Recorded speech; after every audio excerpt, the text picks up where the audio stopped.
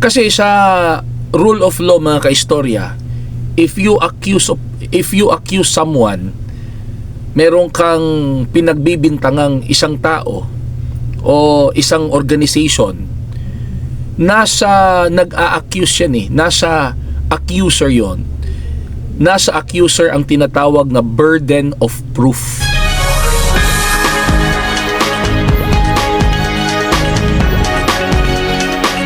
Magandang araw mga kaistorya. Ito na naman tayo sa ating bagong episode sa ating Mag-Istoryata Info Vlogs. And before I continue with my discussion for today's vlog, I would like to say thank you po from the bottom of my heart. Thank you very much sa inyong support. Sa ngayon po, nasa mga 2,000 subscribers na tayo in just 2 weeks lang po kasi when I started this content, wala, ang liit ng subscribers ko nasa mga 100 lang Oo, pero tuloy-tuloy ako doon sa pag-upload. And then suddenly, I am very amazed na ganun kabilis po ang mga naging subscribers natin at maging sa ating mga followers sa TikTok account. Thank you po. And pagsisikapan po natin na makapagbigay ng makabuluhan at tamang mga impormasyon dito sa ating Mag-Istoryata Info Vlogs YouTube channel, FB page and TikTok account. Kaya kaistorya, kung ikaw ay bago pa lang sa aking channel, ako po ay ito, tingnan mo, ako po ay masayang masaya kapag ikaw po ay mag-subscribe. At kung ikaw naman po ay nanonood sa aking FB page or TikTok account, masayang masaya din ako kung ikaw ay mag-follow. And don't forget to also like, comment, and share. Kung sa Bisaya pa, isabwag na to ang mga maayong balita. Bago tayo magpapatuloy sa ating balitaktakan for today, ay dito muna tayo sa ating paborito, itong Genesis Organic Spirulina mga kaistorya. Ito ang lagi nating iniinom araw-araw Kaya mukhang Gen Z pa rin tayo. Ayun, ito ay isang natural food supplement. Hindi po ito synthetic drug. Ito ay organic. Ito ay isang blue-green algae, isang plant na itinanim sa isang fresh mineral water in a low pollution environment. Marami po itong mga nutritional contents mga kaistorya na kailangan ng ating katawan para mamamalaging masigla at malakas ang ating katawan. Ito ay mabibili sa mga Mercury Drug Stores and pharmacies nationwide. Pwede rin itong mabili online. Alright? Sa mga paborito ninyong online apps. Bago tayo magpapatuloy mga kaistorya ay tirahin muna natin ang Genesis Organic Spirulina mga kaistorya.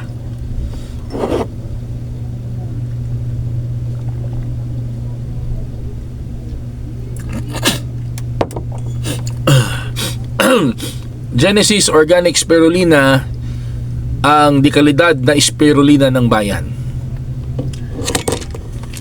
May kasabihan mga kaistorya na evil triumphs when good men do nothing. Kaya dahil sa mga nagsilabasan na mga contents sa social media tungkol sa mga paninira nila sa INC, ay hindi po tayo papayag na manahimik na lang tayo mga kaistorya at payagan na lang na maghari at magkalat ang mga sari-sari nilang fake news tungkol sa Iglesia ni Cristo. Kung makikita nyo yung mga content nila, ang talagang purpose nila doon ay pasamain ang imahe ng INC. Siraan ang Iglesia ni Cristo. Wala naman silang basihan Ewan ko bakit ganoon sila katapang mga kaistorya. Kasi kung titingnan natin ang batas, they have really violated the laws. Cyber libel at iba't ibang uri ng mga paninira na labag sa batas. Kasi salita sila ng salita ng paninira, wala naman silang ipinapakitang basihan. Ang talagang purpose lang nila doon ay manira, magkalat ng intriga, ng chismis. At kapag ka ang isang kaanib sa Iglesia ni Cristo ay hindi alerto, delikado, baka ma-influence pa. Pero ako naman po'y sumasampalataya na tayo ay spiritually mature na at hindi na tayo basta-basta madadala ng ganong klaseng mga paninira, mga kaistorya. Kasi sa rule of law, mga kaistorya, if you accuse someone, meron kang pinagbibintangang isang tao o isang organization, nasa nag-a-accuse yan nasa accuser yon. Nasa accuser ang tinatawag na burden of proof. Ikaw kasi ang nag-accuse ikaw yung nagbintang. So patunayan mo na yung bintang mo ay totoo. So wala ngayon sa pinagbintangan ang pressure. Nakuha niyo, mga kaistorya, kung ikaw yung pinagbintangan, wala sa iyo yung pressure. Ang pressure nasa nagbintang, nasa nag-accuse. Kasi nasa kanila yung burden of proof. Kaya yung mga sinasabi nilang mga fake news sa INC at yung mga kaanib sa INC, huwag kayong ma-stress.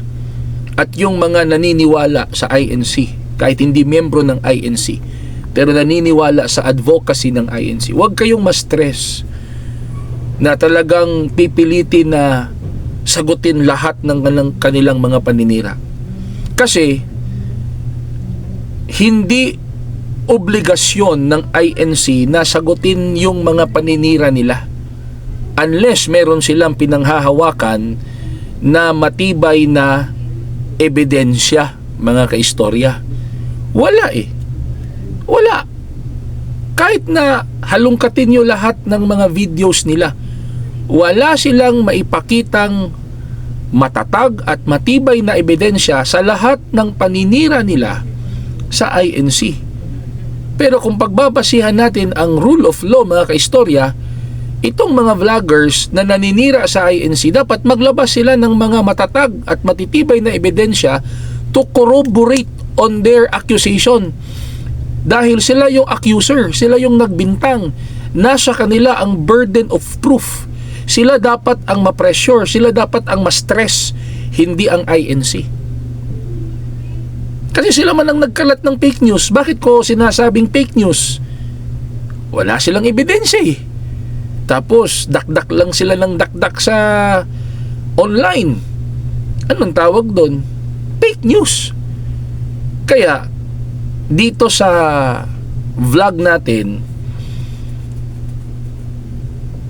ang ipipresent natin yung real news, hindi yung fake news. Yung mga ginagawa ng mga vloggers na paninira ng INC, sa INC may nakita akong opportunity dyan. Ang nakita akong opportunity dyan, this is now the high time na i-orient natin ang mga Pilipino, i-orient natin ang buong mundo kung ano talaga ang Iglesia ni Cristo, na kabaliktaran sa mga sinasabi ng mga fake news maker na ito. Kaya isa-isahin natin, ano talaga, kung ang kanilang sinasabi ay fake news, then ano talaga ang totoo sa Iglesia ni Cristo? Dito tayo, mga kaistorya. Ano ang totoo sa Iglesia ni Cristo? Ang isang totoo sa Iglesia ni Cristo, dito sa Iglesia ni Cristo, ipinagbabawal sa lahat ng mga kaanib sa INC ang lahat ng mga masasamang uri ng bisyo. Ano yung mga common na mga masasamang uri ng bisyo? Paglalasing, pag-inom ng alak, pagsusugal, paggamit ng mga illegal na droga. At kung atin namang susuriin mga kaistorya, itong mga sinabi ko, yung paglalasing, pagdodroga, pagsusugal, ito yung mga factors na sumisira sa isang pamilya. Di ba? Kapag ka ang isang miyembro ng pamilya ay sugapa, isa man sa tatlong bisyong ito, sira ang pamilya. Kung halimbawa ang isang ama ng sambahayan ay lasinggero, gumagamit ng ipinagbabawal na gamot, sugapa sa sugal, or kung ang ina naman ay sugapa sa sugal, lasinggera, sira ang pamilya. Ito ang ayaw ng Iglesia ni Cristo. Ito ang ipinagbabawal sa Iglesia ni Cristo. Bakit? Nakasulat yan sa Biblia eh. Biblical yan mga kaistorya. Huwag nyo na akong tanungin kung anong talata kasi hindi po ako ministro. Wala akong karapatang magbuklat ng Biblia, pero nasa Biblia yan. Bawal, mahigpit na ipinagbabawal ng ating Panginoong Diyos ang lahat ng mga masasamang uri ng bisyo. Iyon ang ini-implement sa loob ng Iglesia ni Cristo. Yun ang totoo sa Iglesia ni Cristo.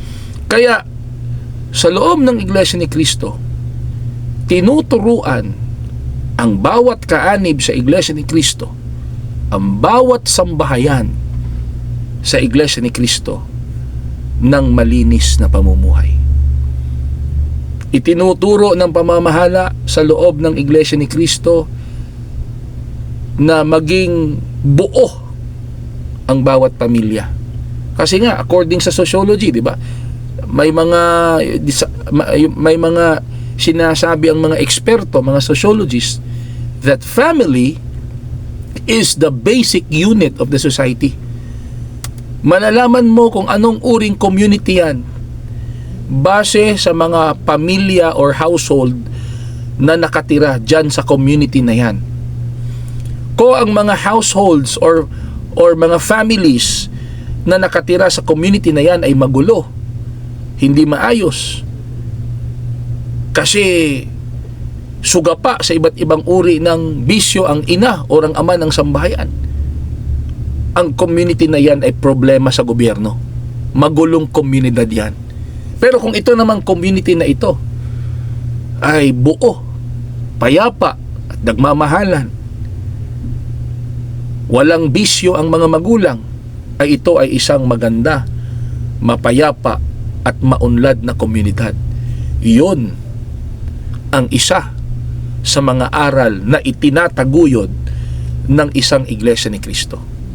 Kaya ito yung real news, na ang Iglesia ni Cristo, ang INC, itinataguyod ng bawat kaanib at bawat sambahayan sa Iglesia ni Cristo ang malinis na pamumuhay. Mahigpit na ipinagbabawal sa loob ng Iglesia ang pag-inom ng alak. Kahit pag-inom lang ng alak, bawal sa amin yan. Bakit? Sabi nila hindi naman naglalasing, umiinom lang. Sa Biblia, kahit tingnan mo lang yung alak, kasalanan eh. Tingnan mo na, hindi yung tingnan na patingnan mo lang, hindi, yung tingnan na takam ka eh. Hindi mo pa ininom yun. Tiningnan mo lang, na takam ka, kasalanan eh. Ano na lang kung iinumin mo? At saan ba nagsimula ang pagiging lasing ng tao? Sa pag-inom. Kaya, yung pag-inom ng alak, pinagbabawal sa iglesia yan. O di masayang-masaya ang pamilya, masayang-masaya si misis. Bakit? Di ba? Ano bang dahilan? Bakit nag-aaway ang mag-asawa? Di ba matagal umuwi si mister? Bakit matagal umuwi si mister? Kasi nakipag-inuman pa sa mga barkada nila. Kaya madaling araw na kung umuwi. Yun din ang dahilan bakit magulo ang pamilya. Kasi may bisyo si mister. At ang worst doon, nagdodroga si mister. Yun ang dahilan bakit may mga broken families dahil sa mga bisyo na yan. Ayaw ng Iglesia ni Cristo ng ganon. Mahigpit na ipinagbabawal. Kaya expect na kapag ikaw ay isang Iglesia ni Cristo, ay talagang itinataguyod mo ang isang malinis na pamumuhay. Ito na, sasabihin nyo, meron kang kakilala na Iglesia ni Cristo pero may mga bisyo. Ay, naku, meron naman tayong proseso dyan.